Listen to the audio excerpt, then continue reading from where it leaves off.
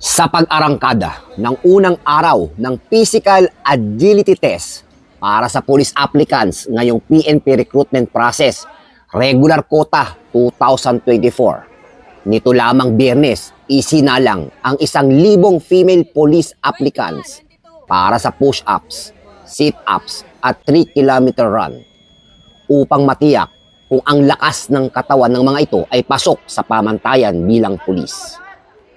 At sa kasagsagan ng agility test ay siyang pagdating at pagbisita ni Senator Alan Peter Cayetano sa NCRPO at binisita din ito ang mga police applicant. Nagbigay din ito ng inspirasyon na mensahe sa mga gustong maging pulis. Ano po ang inspirasyon na mensahe na may bibigay nyo sa ating mga future police applicants? Ganun din po, hindi lang po sa ngayong mga police applicants, maging sa mga future police officer natin, sir. I was fascinated dun sa training at saka yung inyong recruitment process kasi yung grabe yung discipline at may mga kilala ko na 3-4 times sumubok. Kaya nga yung message ko kanina sa kanila, kung para sa inyo to, pagbutihan nyo, kung para hindi, huwag kayo ma-discourage kasi lahat naman tayo may divine assignment.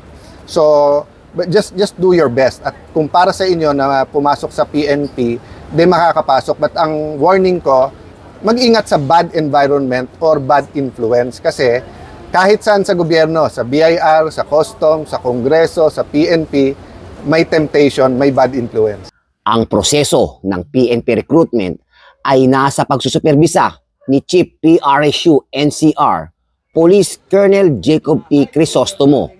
Kabalikat din ang NAPOLCOM at representative nito na si Attorney Ray Delgado na siya ring Vice Chairman ng Recruitment Selection Committee, katuwang ang IMEG, RMDU NCR at RMFB NCRPO. Personal din na binisita ni NCRPO DRDA, Police Brigadier General Reynaldo Tamundong na siya namang Chairman ng Recruitment Selection Committee. Ang aktibidad ng agility at tiniyak na ginagampanan ng mga facilitators ang tungkulin nito.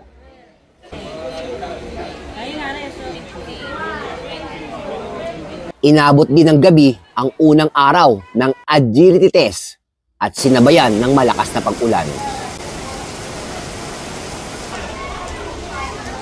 Mula po dito sa NCRPO Camp Bagong Diwa, Bicutan, Taguig City, sa ngalan po ng aming Force Commander ng Regional Mobile Force Battalion ng NCRPO, Police Colonel Celso M. Rodriguez. Ako po ang inyong Police News Network Correspondent, Police Senior Master Sergeant Mauricio Bonilla Ruiz, alagad ng batas, taga-taguyod ng Balitang Pulis. Kamusta ang pulis?